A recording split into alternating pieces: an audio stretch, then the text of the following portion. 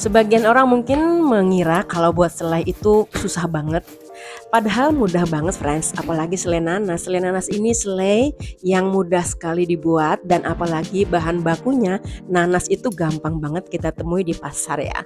Nah, kali ini tuh aku mau buat selai nanas yang bisa awet, wangi, legit, dan yang pasti untuk isian nastar itu enak banget friends. Gimana cara buatnya? Yuk kita buat bareng-bareng.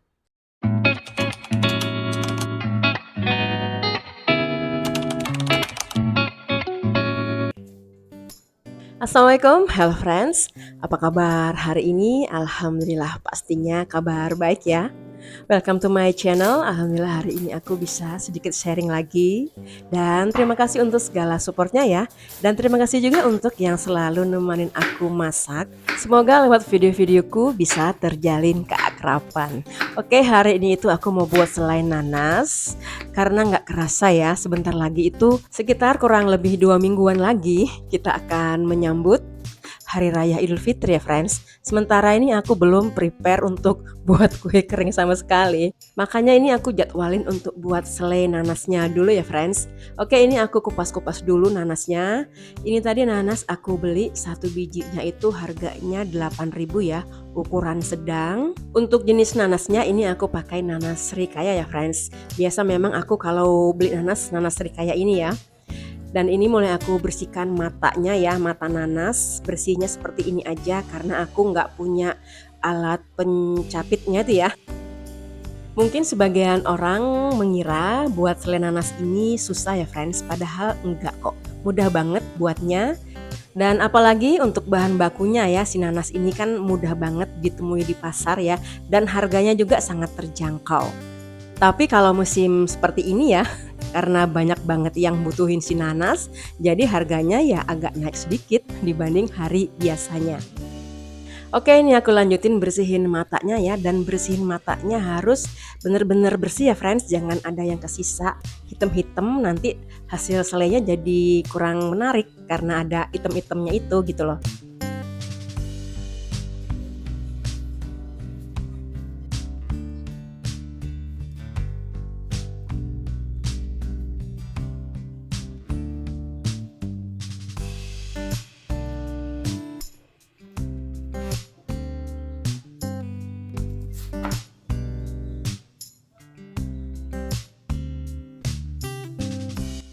Oke, bersihin matanya sudah selesai. Next, ini aku mau kasih garam. Aku biasa bersihin nanasku kasih garam dulu ya, friends. Aku gosok-gosok gitu. Mitos atau fakta sih katanya biar itu nanasnya nggak gatel. Caranya seperti ini aja sih, lumuri garam ke seluruh nanas dan kemudian digosok-gosok sebentar ya. Nah, seperti ini aja. Terus nanti itu dicuci ya, gitu aja sih prosesnya. Oh iya, dan aku tuh kalau buat selai, aku sukanya itu nanasnya yang sudah kuning ya friends, atau sudah mateng gitu, jadi rasanya nggak kecut. Kan ada juga sebagian tuh yang buat selai itu pakai itu nanas yang masih hijau gitu, yang masih kecut. Meskipun nanti juga dikasih gula, tapi menurut aku tetap aja kerasa kecutnya ya friends, karena aku kurang banget suka kecut ya. Oke, ini sudah selesai semua aku cuci si nanasnya. Dan kemudian aku potong-potong kecil-kecil ya, supaya untuk memudahkan saat blender aja sih, gitu aja, nggak ada maksud apa-apa. Dipotong sesuai selera aja, nggak usah terlalu rapi, karena hanya untuk di blender gitu loh. Tapi untuk yang seneng tekstur nanasnya itu lebih berserat ya, boleh diparut ya friends. Karena kalau di blender ini agak sedikit halus. Kalau diparut itu memang seratnya itu lebih kelihatan ya friends. Berhubung nih aku mau gercep, jadi aku pilih untuk di blender aja ya friends. Hemat waktu dan tenaga. Tapi jangan khawatir, untuk aroma dan rasa tetap enak pastinya.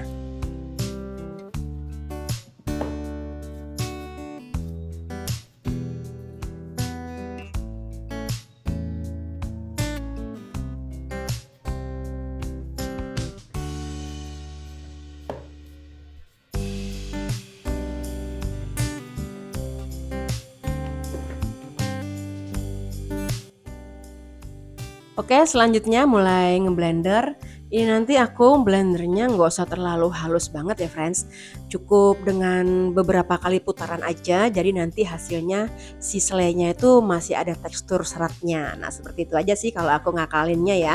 Dan ini aku kasih air sedikit aja ya, untuk mancing supaya mata pisaunya itu bisa muter aja sih. Nah seperti ini sebentar aja, jadi nggak usah terlalu lama ya.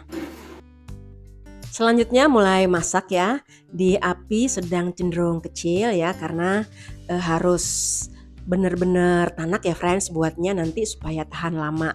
Dan seperti ini hasilnya ya, kelihatannya banyak tapi nanti kalau sudah jadi selai sedikit hasilnya friends karena menyusut ya. Jadi tadi nanas ini 3 biji itu ya setelah aku timbang itu beratnya sekitar 1,3 kilogram ya tanpa kulitnya ya setelah aku kupas tadi. Mulai nyalakan api kompor dan ditutup ya friends, karena kalau nggak ditutup nanti muncrat-muncrat dan muncratannya itu pedih banget kalau kena di kulit. Oke, ini kadar airnya sudah mulai berkurang dan kalau bisa pakai teflon ya friends supaya nggak cepet lengket si nanasnya. Karena kalau pakai wajan biasa itu rentan sama gosong ya. Oke, setelah kadar airnya mulai berkurang, masukkan kayu manis sama cengkeh. Nah, jadi ini rahasianya si selai nanasku itu wangi banget friends. Dan kalau ngasih cengkehnya jangan terlalu banyak ya friends, karena kalau cengkehnya kebanyakan itu nanti ada getir-getirnya gitu loh rasa selainya. Jadi lebih baik lebih banyak kayu manisnya sih kalau aku bilang ya. Ini tadi cengkehnya cuman aku kasih 5 biji kecil itu aja ya. Jadi kalau buat selai sering-sering diaduk ya friends. Jadi nanti bisa terkontrol ya kematangannya. Oke, ini airnya sudah menyusut, kemudian masukkan gula ya. Gula ini aku kasih 200 gram.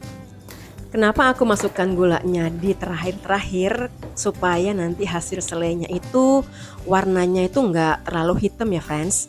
Karena kalau dimasukin tadi di awal si gulanya itu, hasil si selainya itu nanti lebih gelap. Nah, di proses ini harus sering diaduk ya, jangan sampai ditinggal nanti supaya selainya itu nggak gosong ya. Karena ini airnya sudah menyusut banget, tinggal kita keringkan aja supaya nanti si selainya jadi lebih awet dan tahan lama. Ini tuh aromanya wangi banget friends, pokoknya wangi khas kue nastar itu loh. Pokoknya kalau buat selai nanas mesti dipakai kayu manis sama cengkeh. Kalau nggak pakai itu nggak bakalan wangi kue nastarnya. Oke, cukup didinginkan dulu, setelah itu dimasukkan wadah atau toples. Nah, alhamdulillah selainya sudah dingin dan ini aku mulai masukkan toples ya friends, supaya lebih awet, enggak gampang terkontaminasi. Ini tadi hasilnya jadi 500 gram ya, dari 1,3 kilogram menyusut jadi 500 gram. Untuk yang mau buat selai nanas tapi bingung gimana caranya, boleh pakai resep ini ya. Untuk tingkat kemanisannya sesuai selera aja, tapi pakai gulanya jangan terlalu over. Dan untuk kayu manis dan cengkehnya aku ikut masukkan di toples supaya nanti lebih merasuk lagi wanginya ya. Karena selai ini makin lama tuh makin wangi gitu loh friends. Oke, terima kasih untuk yang sudah menemani aku buat selai ya, selama sekitar kurang lebih 1 jaman ya, cukup lama. Semoga bermanfaat dan terima kasih juga untuk segala supportnya. Sampai jumpa di video selanjutnya. Assalamualaikum.